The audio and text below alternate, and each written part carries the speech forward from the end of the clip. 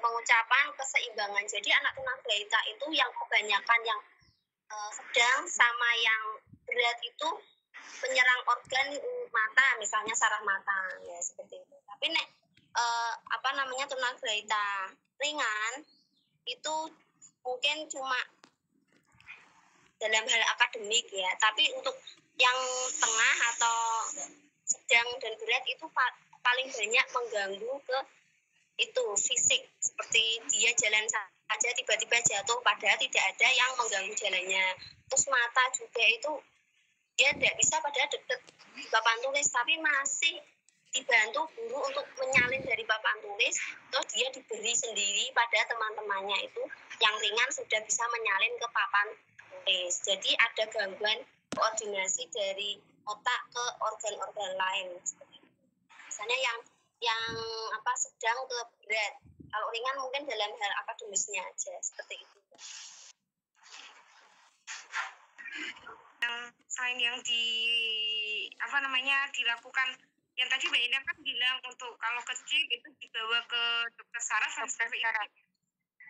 Ya mungkin misalkan terapi ya di usia sekolah gitu untuk mengatasi hal itu Mbak.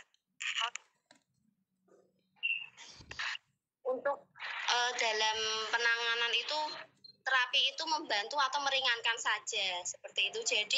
Jadi aslinya itu tidak bisa sama sekali karena dari IQ-nya dan koordinasi organ-organ mata dan lain-lainnya mungkin tidak bisa, tapi dengan terapi itu meringankan saja seperti itu, Mbak.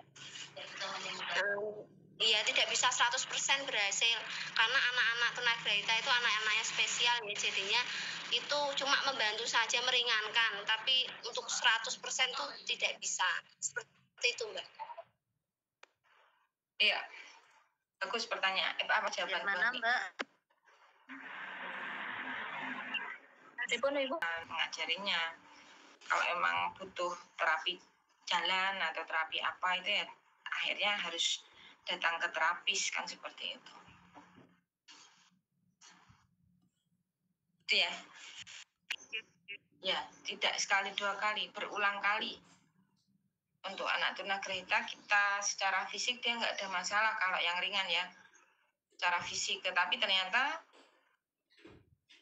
secara mental dia tidak bisa diajak ngomong, lambat ya, untuk mencerna ucapan kita pun lambat seperti itu. Ada yang tunagrahita plus nggak mau ngomong itu ada loh. Mending tunagrahita yang saya temui dulu ada yang bisa jajan siomay sendiri, apa-apa itu sendiri bisa ya. Tapi itu saya mau ngajak ngomong aja susah banget. Sampai saya pernah disuruh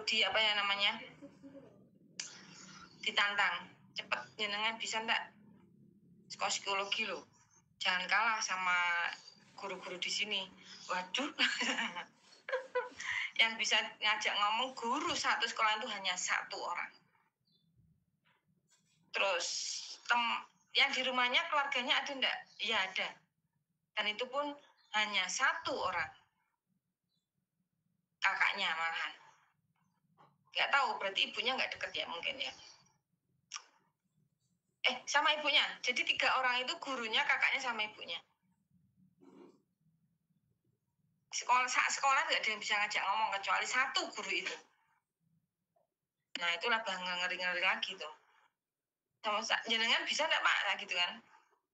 Ora iso aku Bu, jajan tak bener dia makan itu makannya jangan sopan banget loh Bu.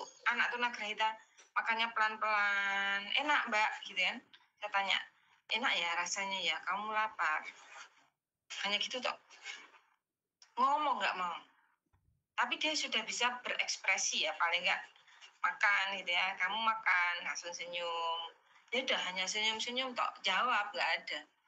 Terus kalau seandainya saya ngomong kok mau guyang-guyu Pak, lah itu dia nggak akan tersinggung.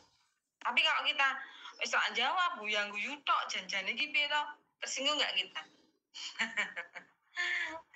Pasti tersinggung ya kalau dia enggak. Silakan. Tadi pertanyaan Bu Novi, silakan dijawab Bu.